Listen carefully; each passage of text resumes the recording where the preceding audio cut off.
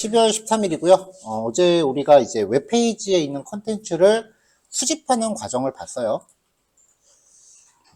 이제 오늘은 살짝 이제 본격적으로 웹페이지를 들어가기 시작을 할 건데, 일단은 여기서부터 시작을 할 거예요.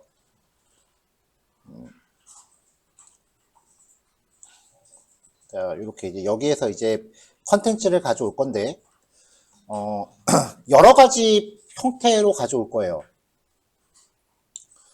일단은 지금 당장 할 수 있는 거는 여기 단일 페이지에 나와 있는 컨텐츠들을 수집을 하는 거고요. 여기서 제목이라든지 작성일, 요약글, 이런 것들을 이제 수집하는 거겠죠. 자, 지금 우리가 하고 있는 거는 단일 페이지에서 대한 수집이에요. 그렇죠? 지금 깜빡이는 거 맞죠?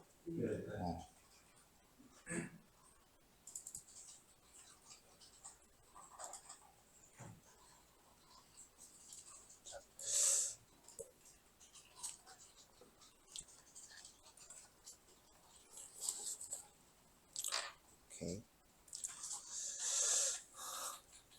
자, 어렸을 때 요즘은 안 하나? 하긴 요즘은 종이신문 자체를 안 보죠. 종이신문이나 잡지 같은 거에서 기사 일부를 이렇게 오려가지고 수집하는 거. 해보신 적 있어요? 스크랩이라 그러죠.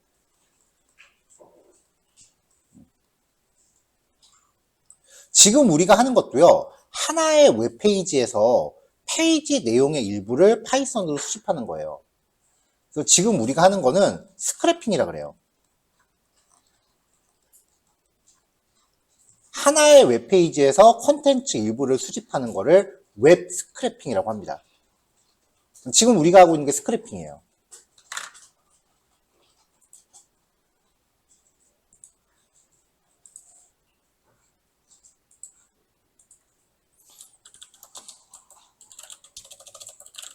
페이지 컨텐츠 수집 개요라고 하면은 일단 첫 번째로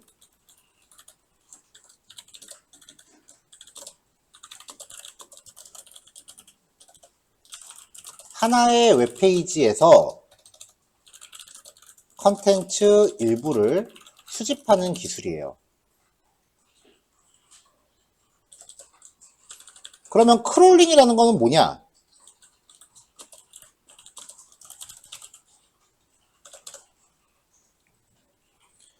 하나의 웹페이지는 클릭할 수 있는 다른 페이지가 존재하죠. 그러니까 여기 지금 보면은 하나, 둘, 셋, 넷, 다섯 개의 페이지로 들어갈 수 있는 링크가 존재하는 거잖아요.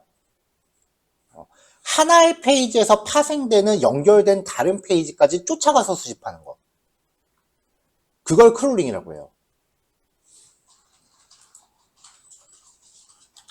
하나의 웹페이지에서 웹페이지에 연결된 다른 페이지까지 순차적으로 수집하는 기술이에요.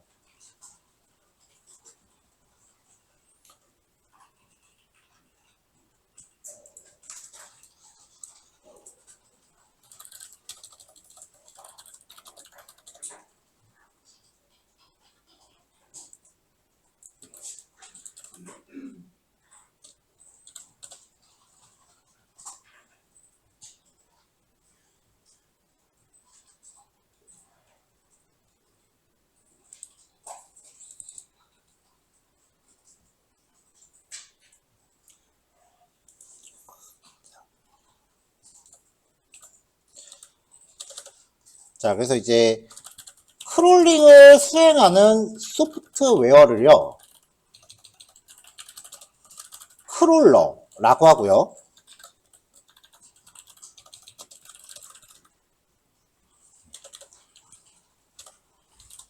대부분의 검색 엔진이 크롤러에 해당합니다.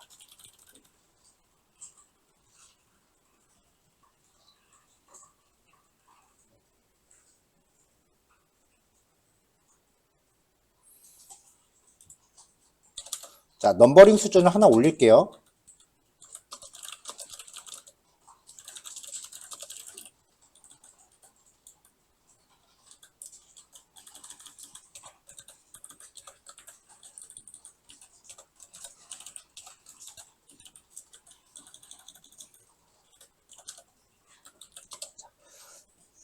자, 웹페이지로부터 컨텐츠를 수집하기 위해서는 웹페이지의 코드 구조를 사람이 직접 파악하는 스킬이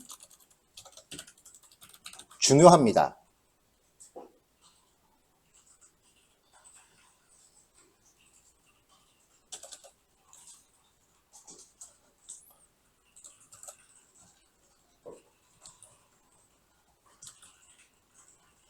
자, 그러면은 이제 여기에서 우리가 웹페이지, 아까 보여드렸던 그 샘플 페이지에서 웹페이지의 구조를 어떻게 파악하느냐. 어제는 이제 처음 해보는 거니까 직접적으로 웹페이지 코드를 여러분들한테 그냥 통째로 봐서 이제 비교해보라고 이제 비교해보시라는 식으로 진행을 했어요. 일부러. 첫날이니까. 어제 코드는 그렇게 복잡하지도 않았고요. 근데 사실 실전에서 볼 수 있는 웹페이지는 웹페이지 소스 보기 하면은 이게 라인 수가 장난이 아니거든요. 여기서 뭔가 갖고 오기 쉽지도 않아요. 만약에 내가 여기는 그래도 제 개인 홈페이지니까 400줄밖에 안 되는데 만약에 네이버다. 네이버 메인에서 내가 뭔가 가져오고 싶다. 어떻게 가져 이걸? 스크롤만 해도 어마어마하죠. 네이버 메인은 가져오지도 못하겠지 않았네.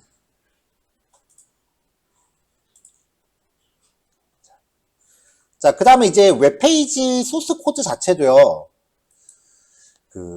예전에는 웹페이지 작업하는 기술이 뭐 몇 가지 없었는데 지금은 기술 종류가 되게 많아져갖고 아마 프로그래밍 기술 중에 가장 비약적으로 발전한 게 웹 기술일 거예요.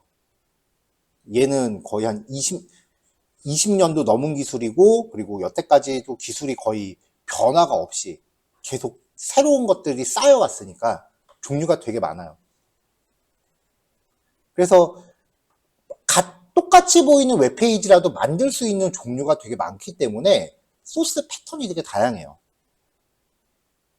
그래서 진짜 원하는 거를 디테일하게 보려면은 이 소스를 봤을 때 아 이거 대충 뭘로 만들었겠구나 어떻게 만들었겠구나 라는 거를 가늠할 수가 있어야 돼요. 그래야 구조를 내가 예측할 수 있거든.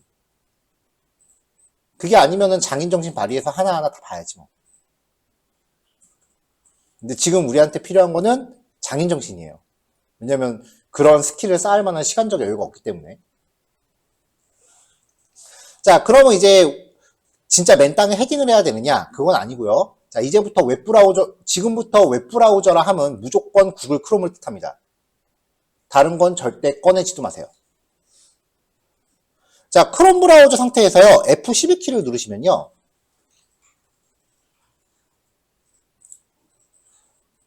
요런 게 뜹니다.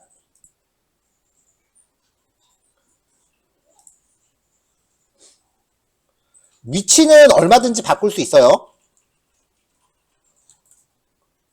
여기 요 점점점 버튼을 누르면은 요 아이콘들을 선택해서 위치를 얼마든지 내가 바꿀 수 있기 때문에 위치가 저랑 다른 거는 뭐 크게 신경 쓰지 마세요. 밑에 오게 할 수도 있고 왼쪽에 오게 할 수도 있고 듀얼 모니터를 쓴다면은 창을 따로 분리해서 다른 모니터에 띄울 수도 있어요. 자, 이 화면을 크롬 개발자 도구라고 해요. 이 화면을 크롬 개발자 도구라고 하고요. 웹페이지의 구조를 분석하는데 좀 도움을 주는 툴이에요.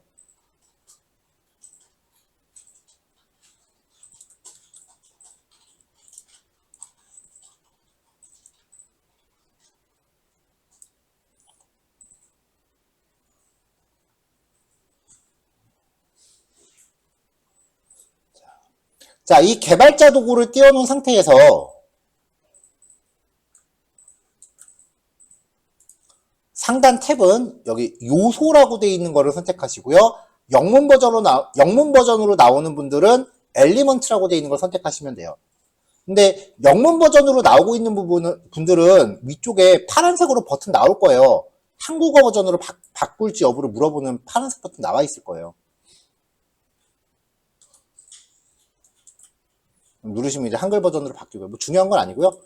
여기 상단 메뉴바 아이콘 중에 이 첫 번째 거를 누르세요.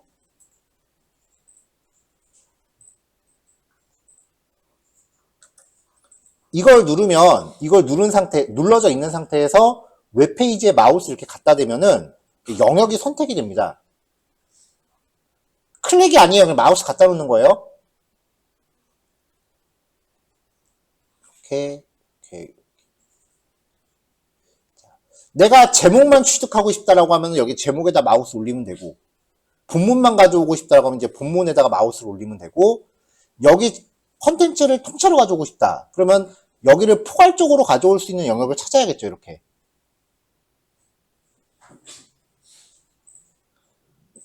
근데 이 포괄적으로 찾는 게 좀 힘들다 싶으면 대충 찍어도 돼요. 자, 여기 이렇게 찍었어요. 그러면 이 영역을 구성하는 태그가 코드 영역이 이렇게 선택이 돼요. 코드 영역에 선택이 돼요. 여기를 내가 클릭을 했다. 그러면 그 영역이 선택이 돼요. 이 상태에서 이 소스 코드 영역에서도 마우스를 왔다 갔다 하면 영역 선택이 이렇게 화면상에서 보여요. 여기에서 일단은 화면상에서 이렇게 찍는 게 좀 애매하다 싶으면은 그냥 대충 아무 데 찍어 놓고 여기서 코드를 타고 이렇게 쓱 올라가 보세요. 단계를. 그럼 어느 순간 이렇게 영역이 이렇게 잡힐 거예요.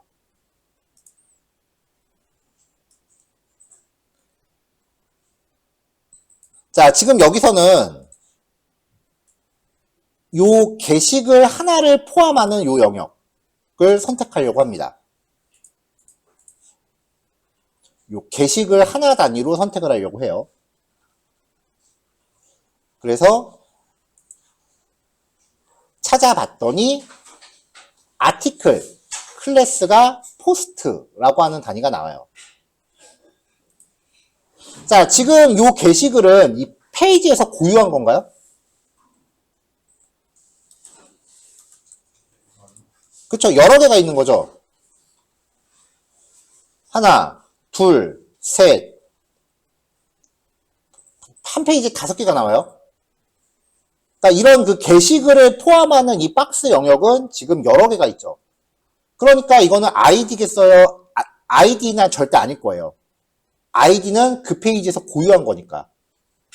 자, 찍었더니 예상대로 클래스라고 나와요.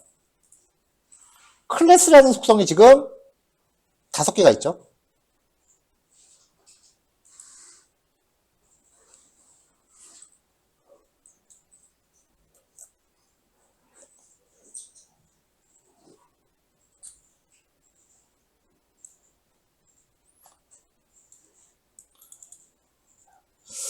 자, 이렇게 해서 이제 크롬 개발자 도구를 사용을 해서 내가 원하는 부분을 이제 선택을 할 수 있다. 그래서 원하는 부분을 이렇게 찍으면 거기에 해당하는 소스 코드가 선택이 된다라는 거예요. 화면에서 찍어서 코드를 찾건 코드를 찍어서 화면을 찾건 순서는 상관없어요.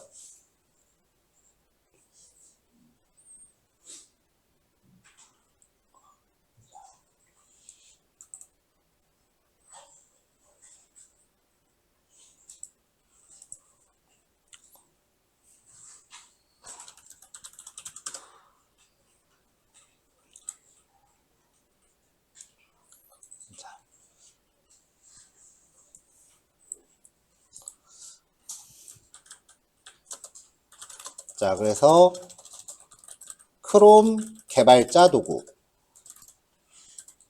크롬 브라우저에서 F12키를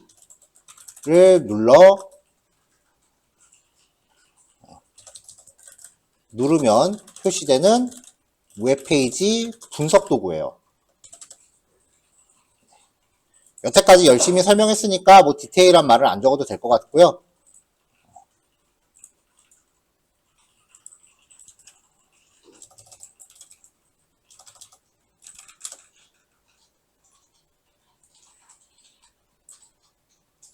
아까 스크린 캡처했던 이미지를 하나 넣을게요.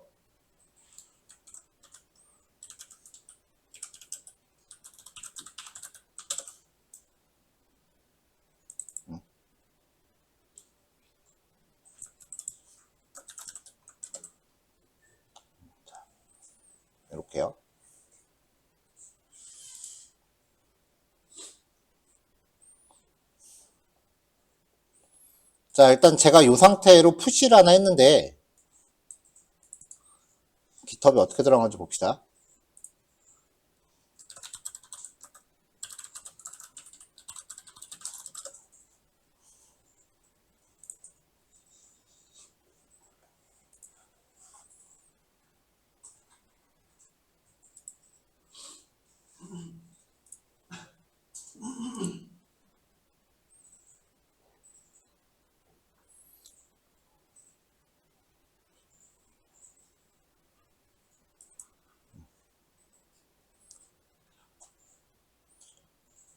자, 주피터에서는 안 나오네요. 깃허브상의 주피터에서는 안 나오는데, 이거를 여러분들 컴퓨터에 받아서 하실 때는 요 RES 폴더에 올려드린 요 이미지도 따로 다운을 받으세요. 이미지도 같이 올라가니까. 마크다운은 그림 넣으면 바로 열람되는데 주피터는 안 되네.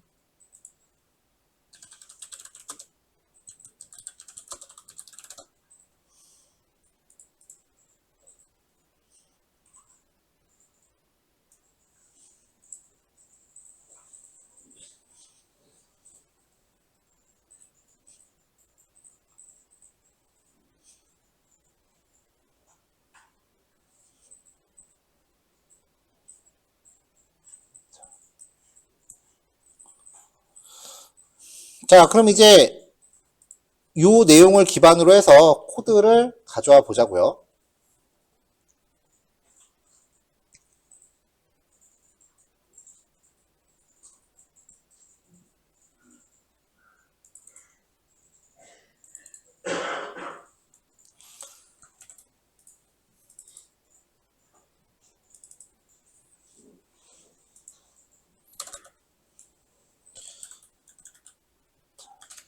자, 그럼 준비 과정이 먼저 필요하겠죠? 패키지를 참조합니다. 패키지는 어디랑 동일하고요. 그 다음에 접속할 데이터의 주소, 제 블로그 주소예요. URL은 한 다음에 이렇게 적으시면 되고요. 데이터 요청해서 가져오는 것까지는 똑같아요.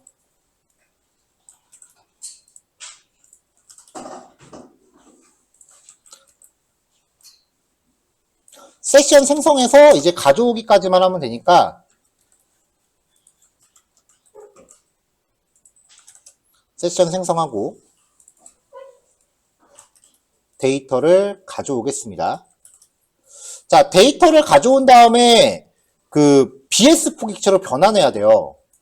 어제 우리 했었던 코드 보면은 데이터를 가져와서 r.text 확인한 다음에 얘를 뷰티풀 소비라는 클래스 객체로 바꿨거든요. 이거 굳이 똑같은 내용 두 번 출력해 볼 필요 없잖아요. 이제 이런 단계는 합치자고요.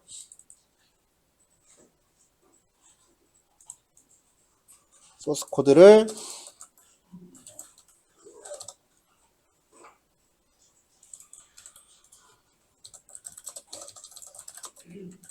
뷰티풀 소 클래스 객체로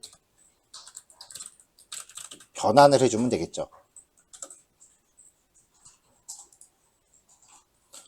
그래서 소스 코드 가져오는 부분, 그 다음에 가져온 소스 코드를 BS4 객체로 변환한 것까지. 여기까지가 이제 웬만한 웹페이지들은 그냥 기본적으로 촥 하고 들어가는 거예요.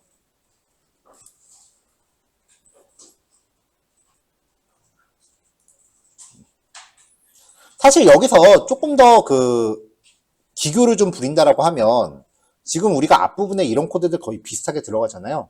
그럼 이거를 함수로 좀 묶어서 나만의 모듈화 시키는 게 있어요. 근데 모듈화는 이 수업에서는 웬만하면 안 할 거예요. 왜냐면 모듈화를 하게 되면은 수업이 진행되는 과정에 약간의 편차가 더 두드러지게 심해지더라고요. 코드 내부, 모듈 내부를 알고 있는 경우와 모르는 경우에 편차가 좀 더 커지기도 하고요. 사실 지난 기수 때 모듈화를 해서 되게 코드 많이 만들어 놓은 게 있긴 한데, 그랬더니 모듈화를 하면 단점이 중간 과정이 다 함축되잖아요. 진도가 너무 빨라. 그래서 내가 감당을 못 하겠더라고요. 진도가 너무 빨리 나와서. 그래서 이제 모듈화는 좀 안 할 거고, 여러분들이 개인적으로 시도해 보시면 막히는 부분은 얼마든지 물어보세요. 자, 이렇게 데이터를 가져왔어요. 데이터 요청해서 데이터 가져오기까지 했습니다. 여기서 데이터 가져오기라고 하면 안 되겠죠? 웹페이지 소스 코드 가져오기라고 해야겠죠. 그게 좀 더 직관적이죠? 자, 그러면 이제 본격적으로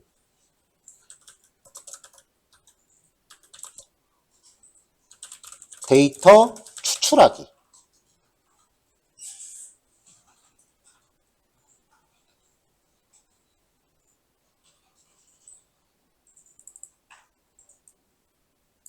자, 어제 필기했던 내용 다시 한번 리바이벌.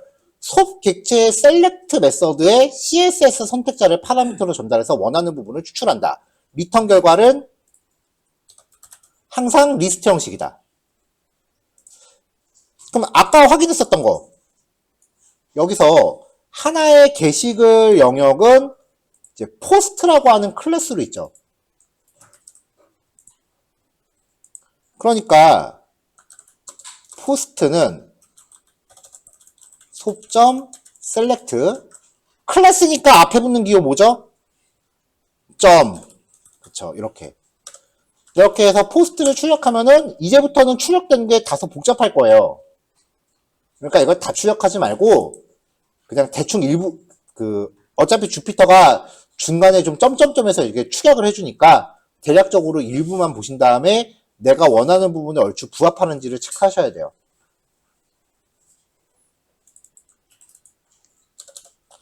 프린트 len 포스트. 리스트 형식이기 때문에 추출한 결과가 몇 개인지 항상 체크해야 됩니다. 그래야 반복을 돌릴지 안 돌릴지를 결정을 하죠.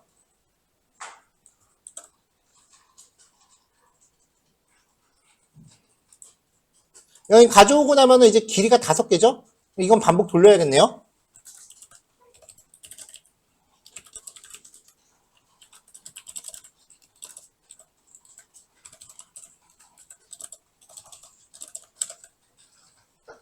그렇죠? 얘는 반복 돌려야겠죠?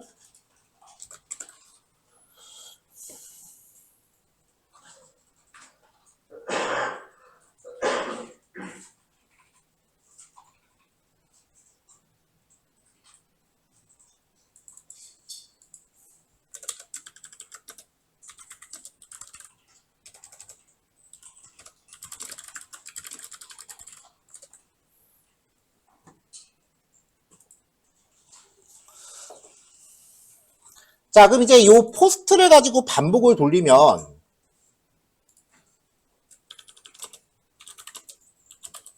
자, 개별 글에 대한 처리.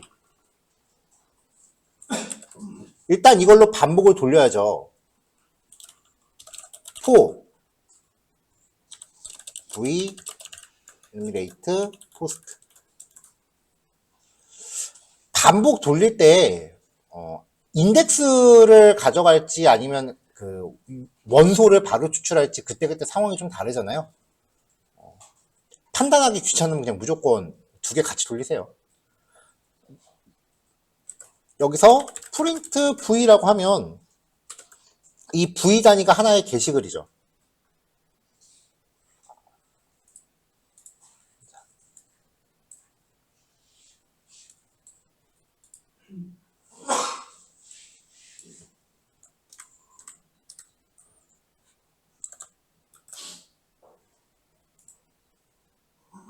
자, 지금 여기서 출력하는 요 v 하나가 요거라고요. 그럼 이제 요 안에서 내가 추출하고 싶은 부분을 정해야죠, 이제 또.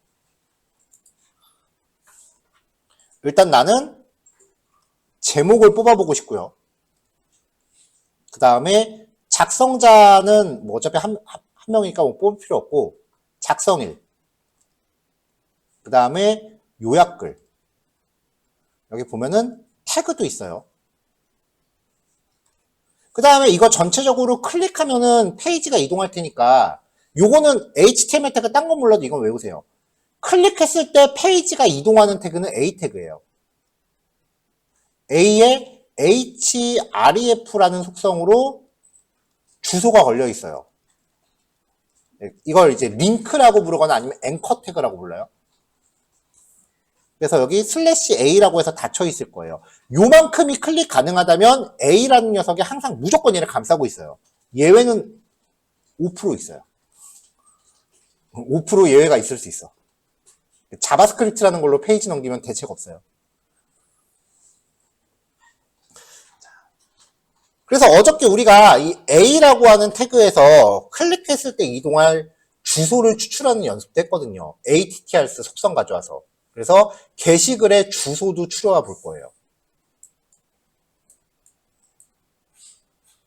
그래가지고 얘네를 일단 지금 우리가 할 수 있는 거는 CSV로 만드는 것밖에 없으니까 CSV 저장? CSV로 저장합시다.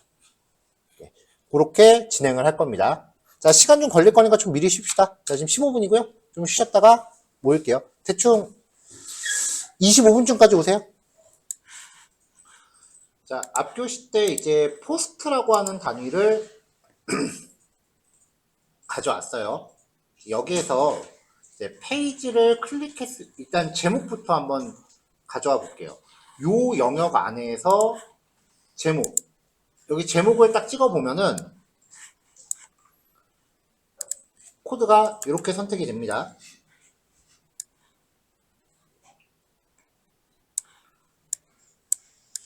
자, 지금 우리한테 필요한 거는 요 텍스트예요. 그쵸? 우리한테 필요한 건 요 텍스트인데 얘를 감싸고 있는 태그가 보니까 A예요. 요게 이제 클릭했을 때 이동할 주소겠죠? 여기 이상하게 이렇게 걸려있는 건요. 한글이라서 그래요. 인터넷 주소에는 죽었다 해도 한글 못 들어가요. 브라우저에 한글 보이는데요? 아니, 그거 변환해서 보여주는 거지 실제로는 이렇게 들어가요. 뭐 아무튼 이 A 태그에 보면은 어떤 별다른 클래스나 아이디가 없죠. 자, 일단 전략 첫 번째 아이디를 찾는다.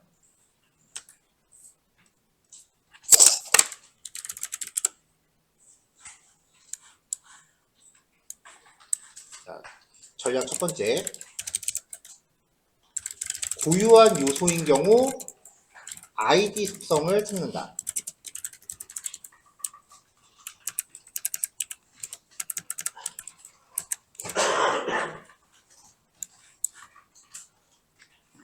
예를 들어서 여기 사이트 제목 같은 거. 근데 여기도 아이디가 없네요. 아이디가 있는 경우를 만들면서 아이디를 그냥 거의 안 썼구나. 자, 2번 아이디가 없을 경우 혹은 복수 요소인 경우 클래스 속성을 찾는다.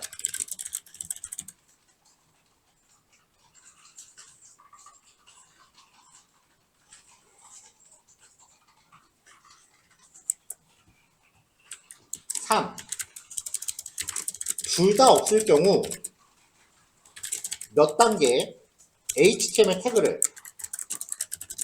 몇 단계 거슬러 올라가 아이디나 클래스를 찾아요.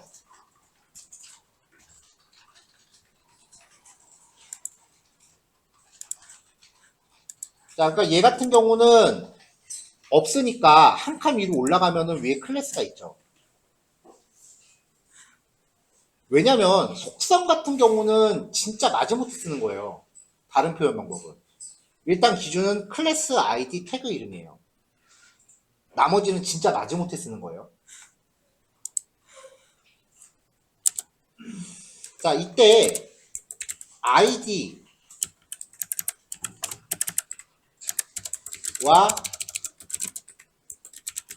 클래스는 고유 항목인지 복수 항목인지에 따라 결정합니다.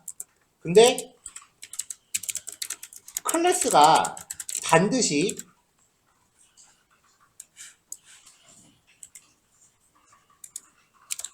복수 항목을 의미하는 것은 아니에요.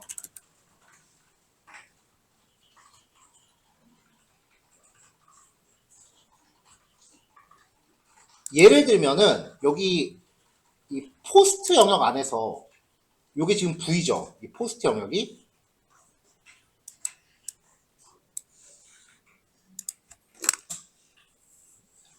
자, 요만큼이 지금 포스트라는 클래스 영역인데 이 안에서 엔트리 타이틀이라는 클래스를 갖고 있는 항목은 요거 하나밖에 없어요. 이 영역이 포스트죠. 이 영역 안에 제목은 이거 하나밖에 없잖아요. 그러니까 클래스건 아이디건 일단은 원하는 거를 찾기 위해서는 내가 원하는 텍스트를 기준으로 해서 여기에 뭐 별다른 클래스나 아이디 속성이 없다. 그러면 위로 거슬러 올라가서 클래스나 아이디를 찾는 거예요.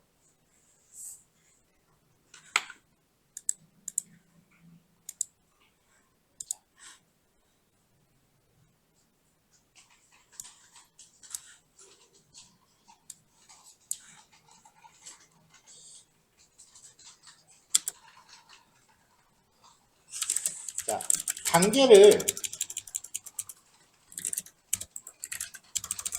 태그 단계를 거슬러 올라간 경우 원하는 요소까지 자식 혹은 자손 선택자로 접근해요. 이때는 자손 선택자를 권장합니다. 왜냐면은 자식 선택자 표현은 자손 선택자 안에 포함이 돼요.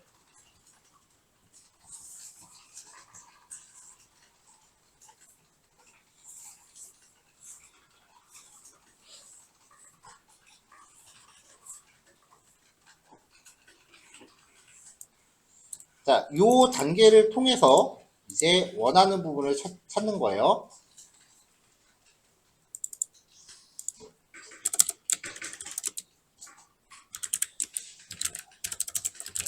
원하는 부분 지정하는 전략. 이렇게 2번, 3번. 그럼 여기서는 일단 포스트라는 걸 확인을 했어요. 출력하면은 중간 단계가 너무 기니까 이제 한번 출력해서 보고 주석으로 막으세요. 자, 이제 하나의 글 안에서 제목 영역을 찾습니다. 엔트리 타이틀은 v.select 아까 .entry 타이틀 안에 A였죠.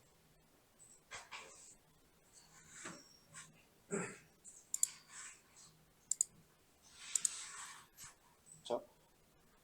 엔트리 타이틀 안에 A였죠.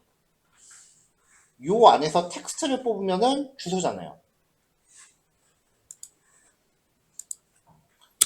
자, 프린트 엔트리 타이틀이라고 뽑아보죠. 그러면 A 태그 들어가서 제목 하나 나오고 여기도 나오고 여기도 나오고 여기도 나오고 여기도 나오고 이게 각각 독립적인 리스트예요. 지금 반복문 안에 있다는 거 잊지 마세요. 자, 엔트리 타이틀 안에 A를 뽑았더니 각각 하나씩밖에 안 나왔어요. 그럼 0번째 바로 접근하면 되죠.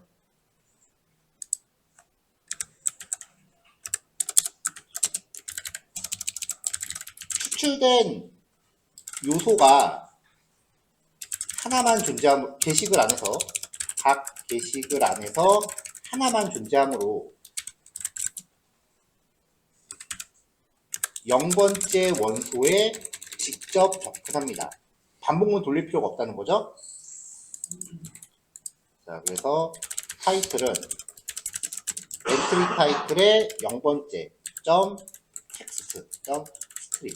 외부에서 추출한 내용은 무조건 공백 제거하세요. 앞뒤 공백. 프린트 타이틀. 저는 제목만 펴요. 자, 클릭했을 때 이동할 주소도 가져오고 싶어요. 그래서 URL은 if href가 엔트리 타이틀 0번째에 htrs에 있다면 URL은 요 안에서 href를 꺼내옵니다. 프린트 URL. 그렇지 않다면 URL은 비워야죠. 놈으로.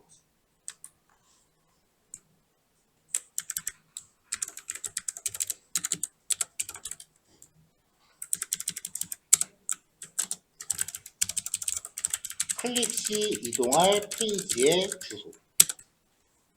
자, 뽑혔죠? 자, 이게 정상적인 주소라면 이거를 복사해서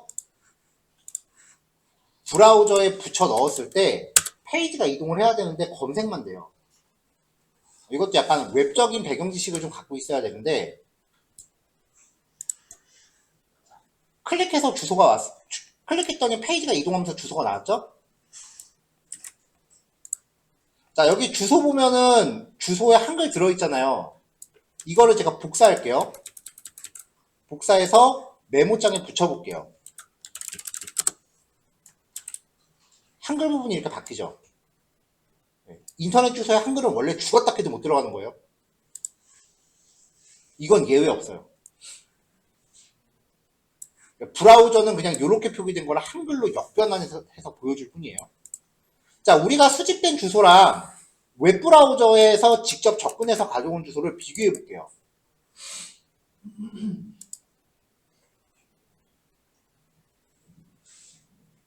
자동줄 바꾸면 그냥 하자.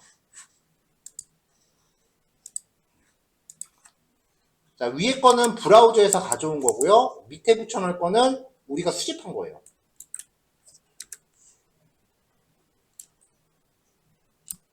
이만큼의 비죠.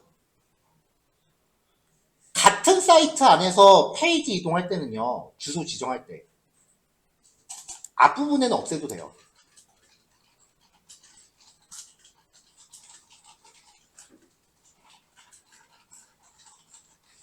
저런 거야. 그거 아세요? 예전에 공무원 하는 분이 한 얘기 들은 건데, 서울 사람들의 특징이 있대. 서울 사람들하고 지방 사람들 구별되는 특징이 있대요. 집 주소 적을 때 서울 사람들은 구부터 적는데, 시를 안 적는데. 거의 하나같이. 근데 지방 사람들은 시를 무조건 다 적는데요. 웬만하면. 자, 우리가 보통 서초구라고 하면은 서울시라는 건 다들 염두하고 있는 거죠. 앞에 생략해도. 마찬가지예요. 같은 사이트 안에서 당연히 서울일 거라고 생각하고 적기 때문에 앞에 도시 이름을 안 적는 거잖아요. 물론 제가 인천에 산다면 인천 안에서 주소 얘기할 때 인천광역시는 안 적을 수도 있겠죠. 다른 도시도 마찬가지겠죠. 그게 전제가 뭐야? 같은 동네일 거라고 다들 염두한 거 아니에요. 마찬가지예요. 같은 사이트 안에서 페이지 이동할 때는 앞부분은 생략할 수 있어요. 근데 서울 사는 사람이 인천 주소를 염두할 때 인천에 보니까 동구랑 서울한 데가 있더라고요. 그냥 동구라 그러면 서울에 그런 데가 있어라고 물어볼 거야. 다른 지역에서 얘기할 때는 앞부분을 명시를 해줘야 돼요. 비유가 적절한지 잘 모르겠는데 여튼 정리하면 웹사이트 외부에서 접근할 때는 풀 주소를 다 적어야 되는데 웹사이트 안에서 이동할 때는 앞부분을 빼도 돼요. 그러니까 이 페이지의 주소 앞부분이 있는지 없는지를 체크해서 없으면 붙여줘야 돼. 그래야 정확한 주소가 된다고요. 앞부분에 있는 요 부분을 도메인이라고 합니다.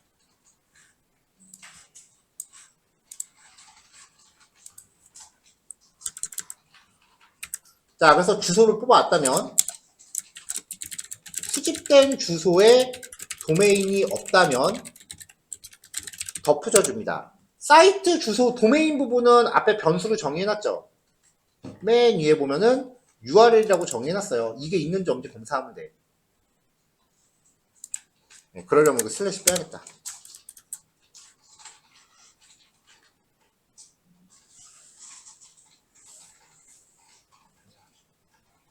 자, 지금 뭐 한 거냐면요. 처음에 이렇게 슬래시가 붙어 있었어요.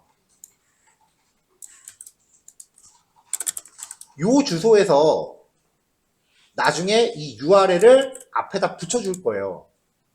붙여줄 때 슬래시가 두 개가 겹치네. 그래서 뺀 거예요. 마지막 슬래시는 있어도 되고 없어도 돼요.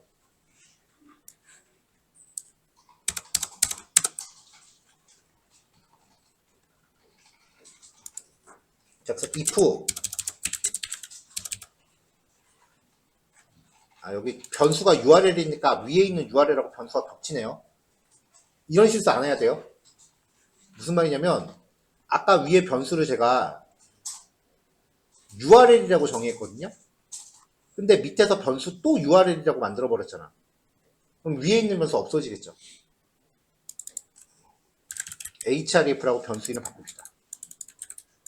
보통 이제 수집된 내용이 저장되는 변수는 가져온 요 속성하고 보통 맞춰요. 많이. 헷갈리지 말라고. 자, URL not in href. 그러면 URL은, href는 %s 여기에다가 URL과 href를 붙여주면 됩니다. 그러면 완전한 형태의 주소를 수집하게 되죠. 됐나요?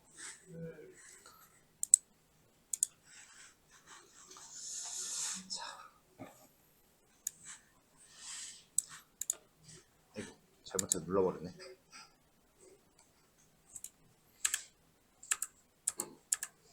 자, 그 다음에 수집할 거는 날짜예요. 자, 날짜를 클릭했더니 퍼블리시드라고 하는 클래스를 갖고 있네요. 엔트리 메타 안에 퍼블리시드 포스트 안에서 지금 여기서부터 이제 셀렉터를 지정할 때 어느 정도 핀법이 좀 있어야 돼요. 클래스는 원칙적으로 복수 지정이 가능하잖아요.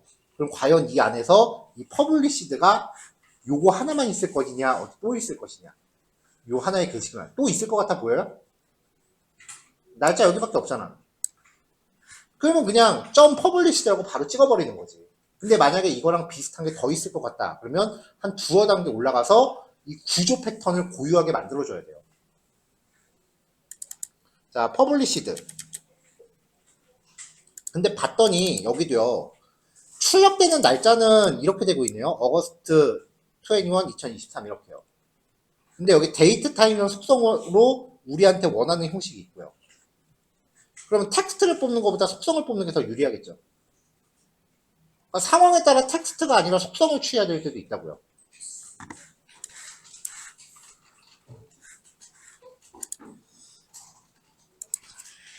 자, 하나씩 이렇게 출력을 해봤으면은 주석으로 맞고, 그 다음에 작성일을 뽑아봅시다.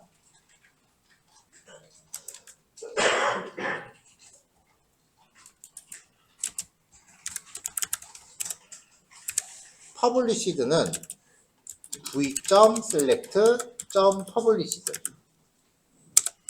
프린트 퍼블리시드에서 출력을 해봐요. 그러면 쪼르륵 날짜 떨어지네요. 자, 얘네들은 데이트 타임 속성을 다 갖고 있을 것 같아요. 데이트 타임 속성이 없는 일은 없을 것 같아요. A 태그에 href 속성이 없는 경우가 진짜 간간히 있어요.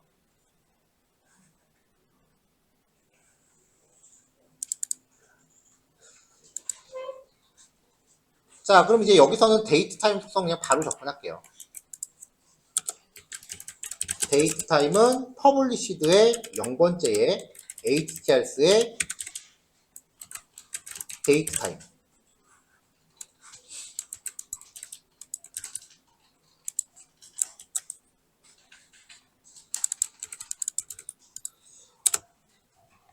자, 중간에 프린트 함수 쓰고서 이렇게 샵으로 막아놓은 거는 이거 한 번에 다 코딩하지 말고 일단 프린트 있는 데까지만 코딩해서 출력 결과 확인하고 주석으로 막고 다음 단계 여기까지 해보고 단계별로 나눠서 하는 뜻이에요. 이거 끝까지 다 코딩하고 한 번에 결과 확인하면 에러 나면 어디가 문제인지 찾지도 못해요. 그건 여기 와서 타자 연습하는 거지 코딩 공부하는 게 아닙니다. 타이핑 빨리 한다고 나서 출력 느는 건 아니에요. 구조를 머릿속으로 염두하면서 해야지. 여기서 타자 연습하지 마세요. 자, 날짜 뽑혔어요.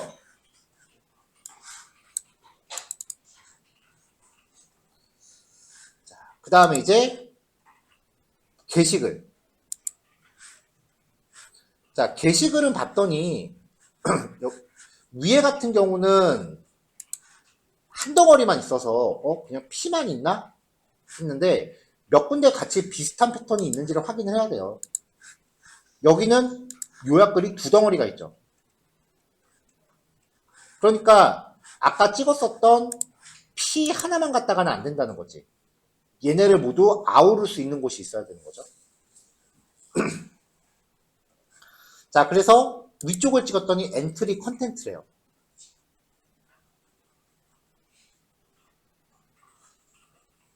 그래서 엔트리 컨텐츠를 가져오기를, 엔트리 컨텐츠 안에 있는 P를 가져와 보려고 해요. 근데 마지막에 need more. 얘는 아니죠. 얘는 빼야 돼.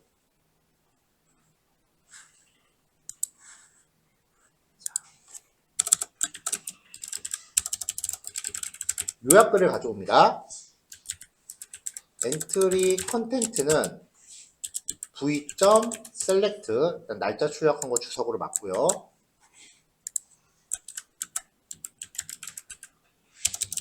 엔트리 컨텐츠 안에 있는 P인 거죠. 이거를 출력을 해볼게요. 어제 정리를 안 한 셀렉터가 또 나와야겠네. 여기 보면은 마지막 항목에 more라고 들어가 있죠, 다. read more라고 해서 더보기 버튼들이 들어있잖아요.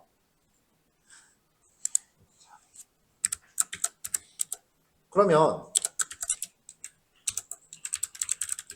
마지막에 more 버튼은 제거해야 하므로 제거한다. 이 리스트에서 마지막 것만 빼면 되죠. 처음부터 끝에서 두 번째 거까지. 슬라이싱 마이너스 1이잖아요. 얘가 마이너스 1이잖아.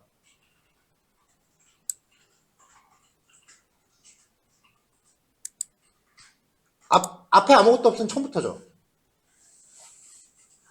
자, 뒤에서부터 가면 마이너스 1, 마이너스 2. 아, 지정된 거 왼쪽 거까지니까 마이너스 1로 해야겠구나. 그러면 얘 빼고 나머지잖아요.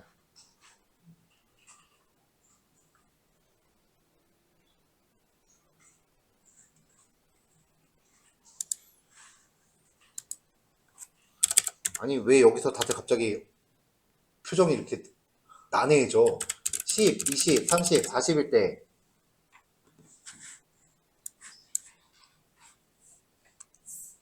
0번째, 1번째, 2번째, 3번째죠.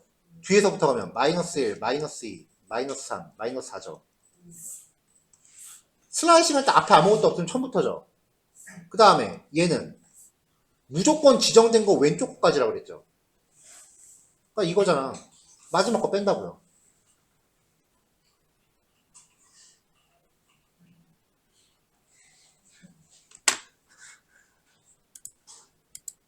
큰일 났네.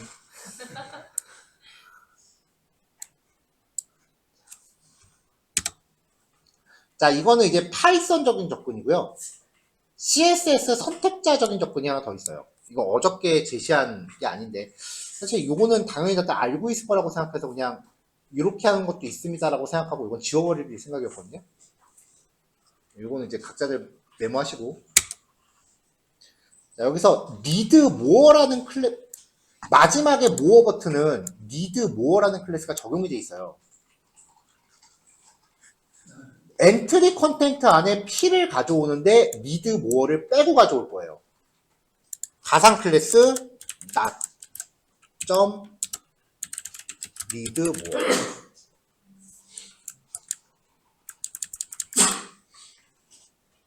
엔트리 컨텐트 안에 P 태그를 가져오는데 P 태그 중에 need more라는 클래스가 없느냐만.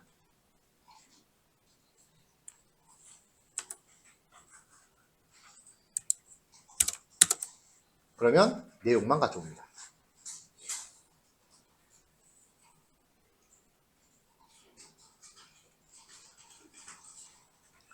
근데 이런 식으로 이제 내용들이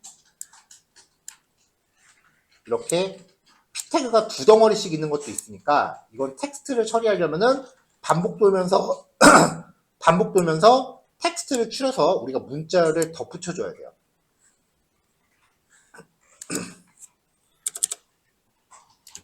자, 텍스트는 빈 문자 하나 잡고요. for, in, 엔트리 컨텐트 텍스트 플러스 이퀄 2.text.string 이라고 해서 프린트 텍스트를 출력하면은 각각 이렇게 텍스트 요약글들을 뽑아낼 수 있겠죠.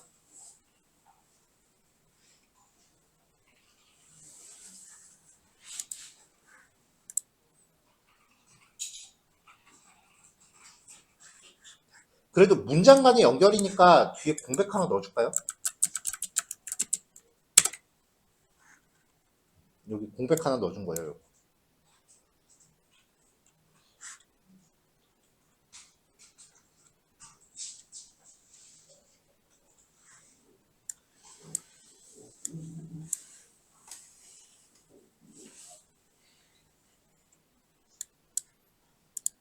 자, 그러면 빈 문자열에 처음에 공백을 붙이고 시작하잖아요. 그러니까 앞에 이렇게 띄어쓰기 하나씩 들어가 버렸어. 마음에 안 들어. 처음에 띄어쓰기는 없었으면 좋겠어. 그래서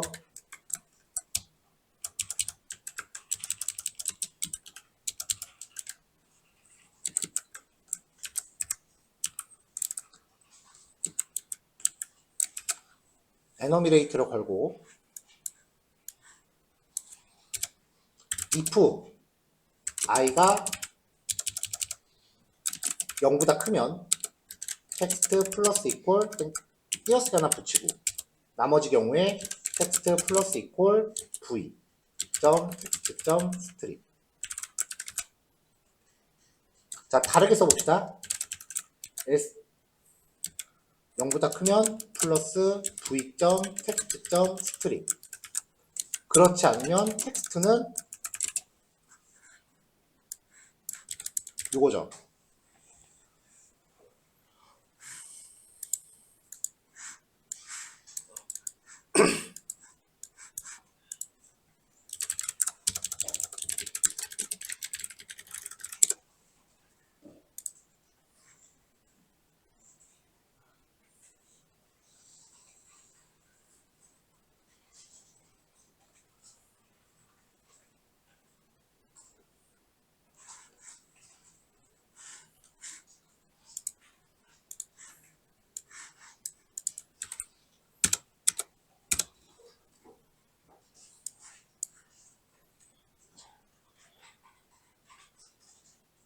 if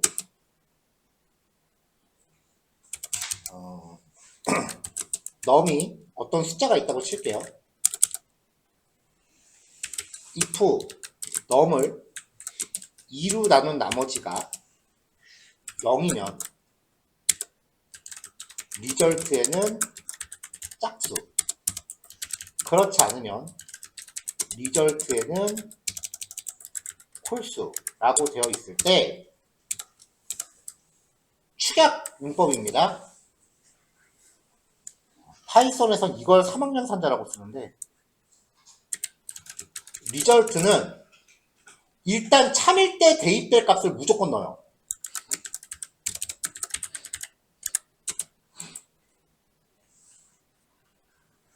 그리고 if문을 뒤에 걸고요.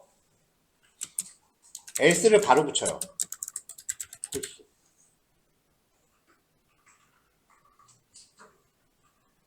그러면 리절트에 짝수라고 일단 박아놓고 조건을 나중에 판단을 해. 그래서 어라 이 조건 아니네? 그럼 홀수를 다시 넣어요. 3학년 산자라고 해요.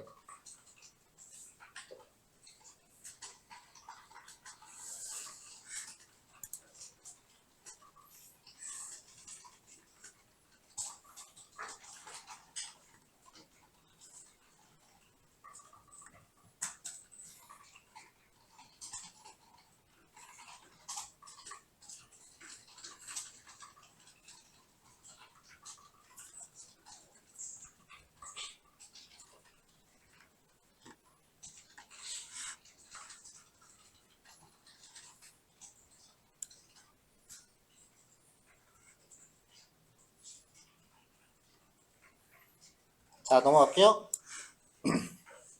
이걸 여기다가 이제 할애를 하면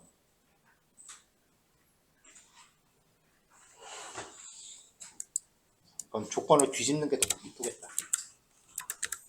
자, 텍스트에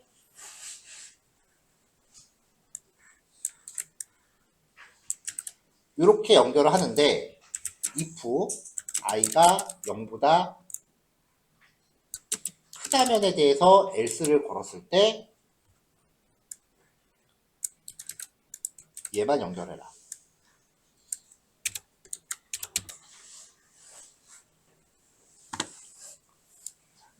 요 라인의 결과를 텍스트에 덧붙일 건데 일단 띄어쓰기를 붙여서 텍스트 추출한 거를 붙일 거예요. 근데 만약에 i가 0보다 크지 않다면 띄어쓰기 없이 붙일 거예요.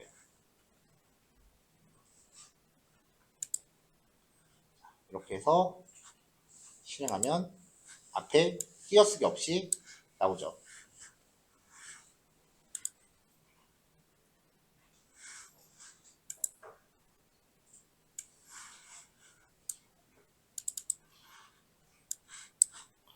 자, 마지막으로 태그를 붙여볼게요.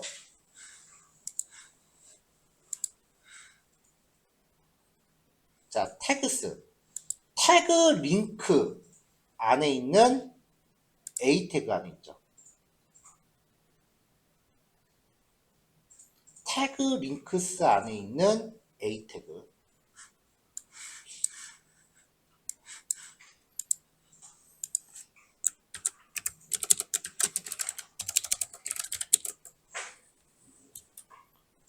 v.select 태그 링크스 안에 있는 A 태그입니다.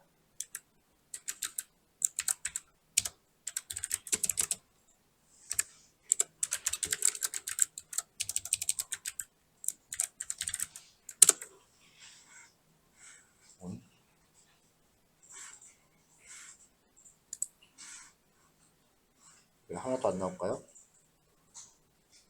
점 태그 링크. 아, 여기서 변수를 V로 해버리는 바람에 위에 있는 V를 덮어버렸네.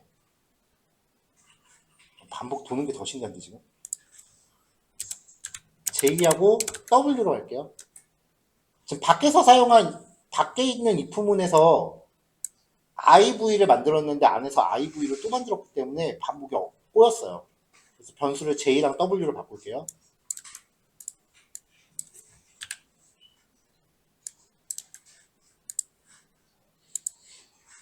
자, 이렇게 나왔어요.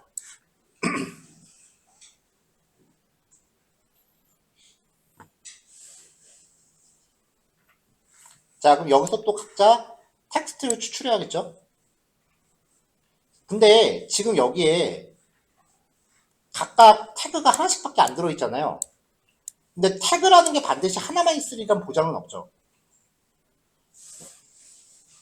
그러니까 얘네는 여러 개가 있을 가능성을 염두를 해야 돼요.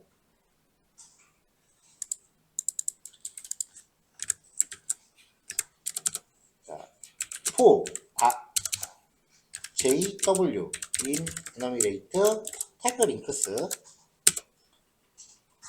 w.text.strip을 다시 태그 링크스에 넣어줄게요.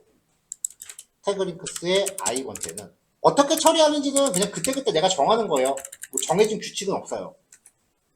크롤링은 코드가 거의 하드 코딩이에요. 그때그때 노가다예요.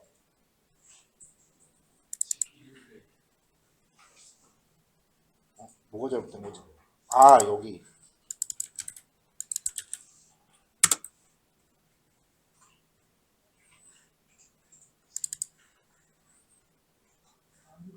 J.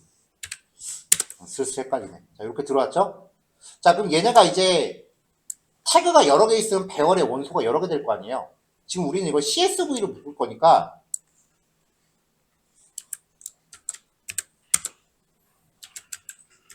태그스는 콤마 점 조인 태그 링크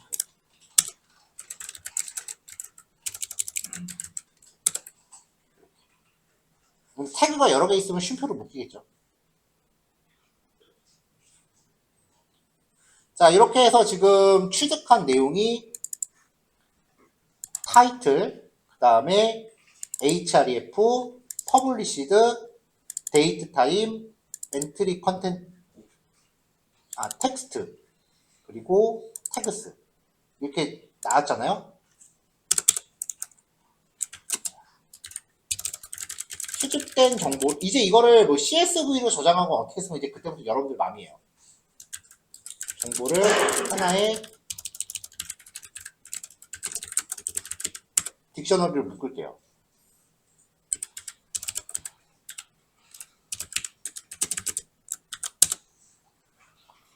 자, 일단 타이틀, 그 다음에 href, 그리고 데이트 타임,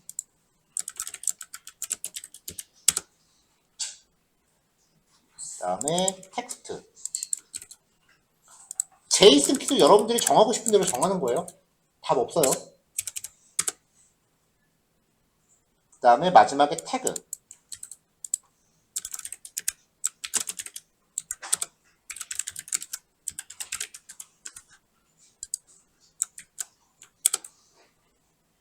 자, 이렇게 하면 게시글 하나가 딕셔너리로 모였죠. 이제 얘를 반복문 돌면서 리스트에다가 쌓아요.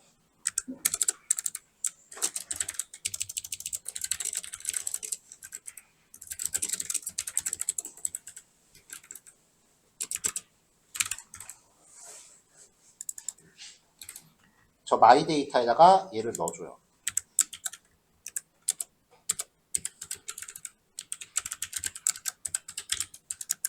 이렇게 해서 최종적으로 마이 데이터를 확인하면 이렇게 쌓이는 거죠.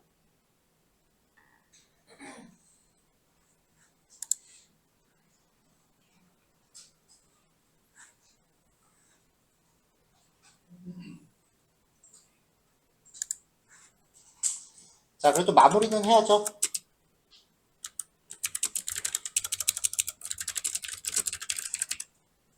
자, 수집 결과 저장할게요.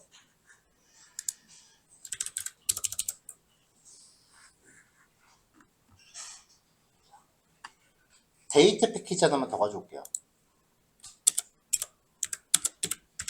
import date time as date. 그냥 파일 이름, 저장될 파일 이름 만들 때 날짜를 붙여주면 겹치질 않거든요. fname은 .datetime.now .str ftime 블로그 글 수집 %y %m %d %h %m %s .csv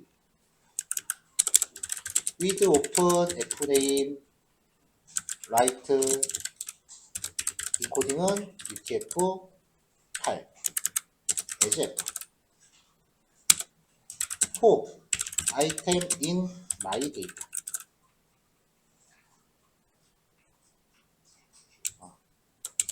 IV로 갑시다.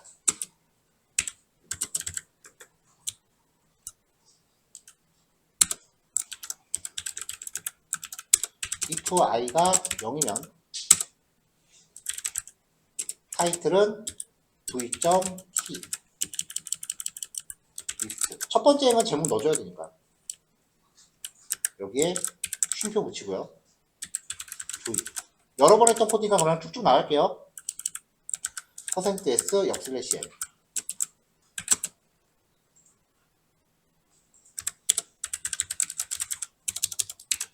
출력해보면은 첫 번째 메터 제목만 이렇게 나온 거예요. 이거를 f.write 타이틀 기록하고,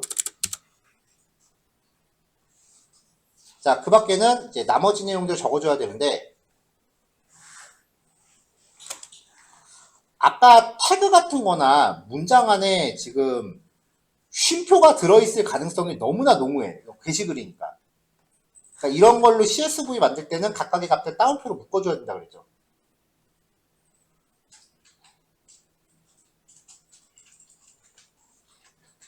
자, 그래서 V의 태그 타이틀 HR 데이터 텍스트 얘는데,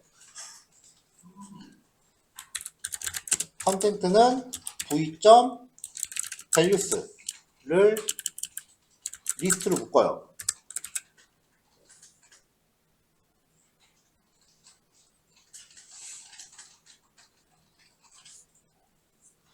근데 이걸 그냥 저장하면 안 되니까 CSV에 저장하기 위해서 1. 각 컨텐츠 안에 지금 이거 전체적으로 쌍따옴표로 묶을 거라 그랬죠. 근데 만약에 이 안에 쌍따옴표가 들어있으면 어떡할 거야? 문자를 잘리잖아요. 그래서 일단 컨텐츠 안에 포함된 쌍따옴표는 역슬래시를 붙여줘야 되고요. 2. 각 컨텐츠를 쌍따옴표로 묶어줘야 돼요.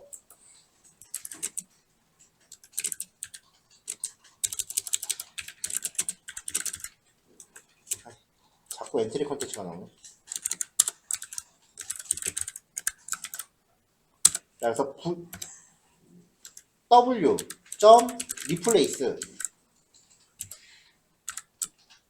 쌍따옴표를 역슬래시 쌍따옴표라고 하면 이건 그냥 쌍따옴표일 뿐이잖아. 이 안에 순수하게 쌍따옴표를 넣어주고 순수하게 역슬래시를 넣어주고 싶은 거예요. 그러면 순수하게 역슬래시를 넣고 싶으면 어떡하라고 그랬어요? 역슬래시 2개 들어가야 된다고 그랬죠.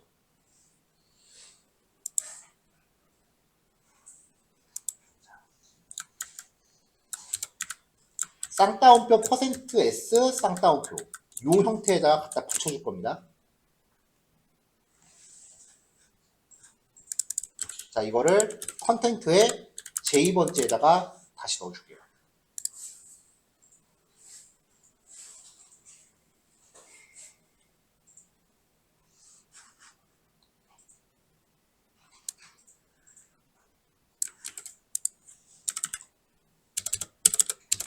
자, 이제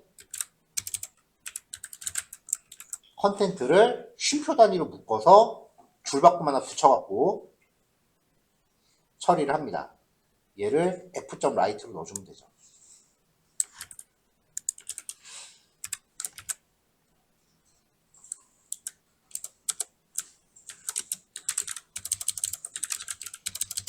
리스트의 원소를 콤마 단위로 하나의 문자열로 묶은 후 줄바꿈 문자를 포함하는 문자열에 삽입한다. 그 후 파일에 기록한다. 이게 이 라인의 내용이에요. 그러면 각각의 내용이 쌍따옴표로 묶어서 들어가 있는 거죠. 이렇게.